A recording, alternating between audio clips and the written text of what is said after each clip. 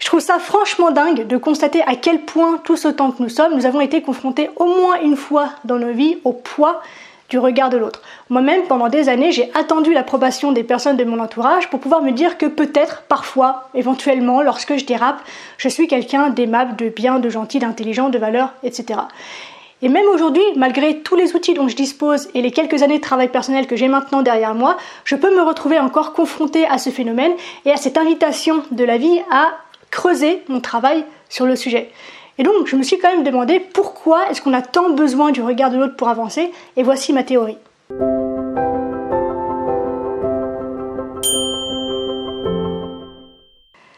Lorsque notre mère nous met au monde, nous sommes parfaits, nous sommes complets, nous sommes purs. Mais lorsque papa se joint à maman pour nous mettre dans le monde, afin que nous trouvions notre place dans la société, c'est là que les problèmes commencent. En effet, nos parents ou les personnes en charge de notre éducation nous transmettent ce qu'ils ont appris, ce qu'ils ont compris, ce qu'ils ont reçu de la société dans laquelle ils ont évolué avant nous. Ils nous expliquent ce qui est bon, ce qui ne l'est pas, et on apprend très vite, très jeune, qu'il y a des aspects de notre personnalité qui sont acceptables et que d'autres ne le sont pas. Et on apprend aussi de manière inévitable que l'amour qu'ils nous portent est conditionné par l'expression ou non de ces aspects. Et tu le sais, si tu me suis depuis un petit peu de temps maintenant, que c'est de cette façon que nous créons en nous l'ego, qu'on appelle aussi la persona ou encore le soi idéal, qui n'est rien d'autre que la façon dont on choisit de se dévoiler au monde, la façon dont on se raconte, ce à quoi on s'identifie et qui est censé nous faire accepter. Et cet ego se construit donc en opposition à l'ombre, qui est l'endroit où on enferme tout ce qui nous empêche d'être accepté et aimé. Est-ce que tu vois le schéma se dessiner un petit peu ? Le schéma qui se dessine ici, c'est que la façon dont on se présente au monde, la façon dont on se dévoile et l'histoire que l'on se raconte et que l'on raconte à propos de soi est en fait issue du regard que nos parents ont pu poser sur nous. Notre construction identitaire, psychique, consciente est entièrement issue et conditionnée par le regard que posent sur nous les membres de notre groupe d'appartenance. Nous sommes conçus et façonnés à partir du regard des membres de notre groupe d'appartenance.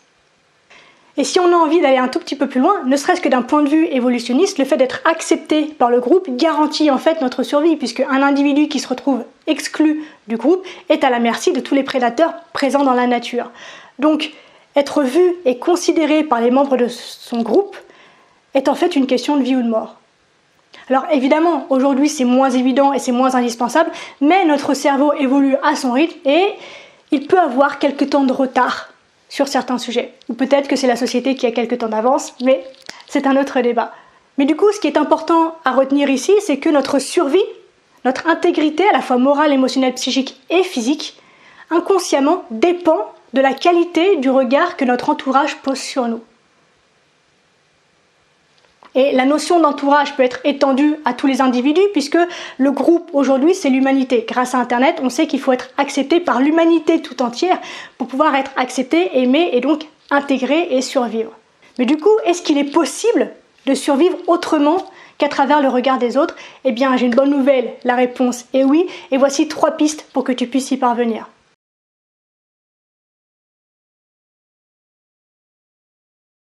Première piste, apprends à remettre en question l'éducation que tu as reçue. Il ne s'agit pas ici de rébellion, simplement d'accepter ce que tu as reçu et de faire le tri dans ce que tu as reçu pour conserver ce qui te parle et ce qui est important pour toi et transformer, échanger peut-être ce qui ne te correspond pas. L'éducation que tu as reçue ne fait pas office de parole d'évangile et il est vital, selon moi, d'être capable de simplement le remettre en question, de faire des choix qui sont conscients dans l'expression de qui nous sommes.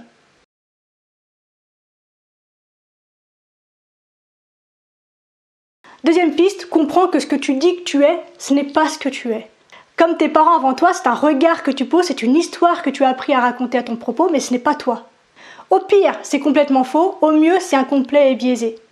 N'oublie pas cette locution qui dit que la vie des autres, c'est la vie des autres. Et donc, lorsqu'ils te parlent de toi, lorsqu'ils te donnent des indications, ce n'est rien de plus que leur lecture du monde à travers leurs histoires elles-mêmes, incomplètes, biaisées ou au pire fausses. Tu n'es rien d'autre en fait que l'écran qui reçoit les projections mentales de toutes les personnes qui t'entourent. Donc apprends à détacher ton identité, ce que tu es, de ce que les personnes projettent sur toi et donc de l'histoire que tu as appris à raconter à ton propos.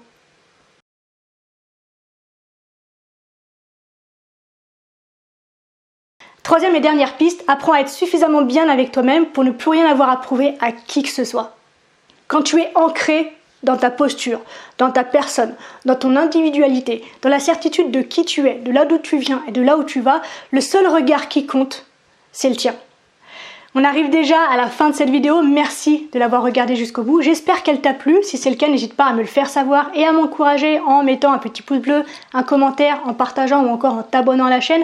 Le fait d'interagir avec le contenu, ça permet simplement de le mettre en avant et donc de le rendre disponible à un plus grand nombre de personnes et donc d'agrandir la communauté. Et c'est super important pour moi, donc merci infiniment pour ta contribution.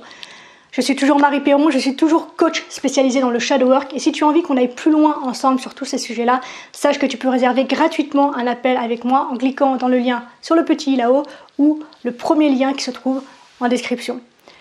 Je te laisse là, on se retrouve très vite dans de prochains contenus. D'ici là, bien sûr, prends soin de toi, sois reconnaissant envers la vie et surtout n'oublie jamais que tu es la personne la plus importante de ta vie et que de ce fait, tu mérites ce qu'il y a de meilleur. Je nous aime. À la revoyure.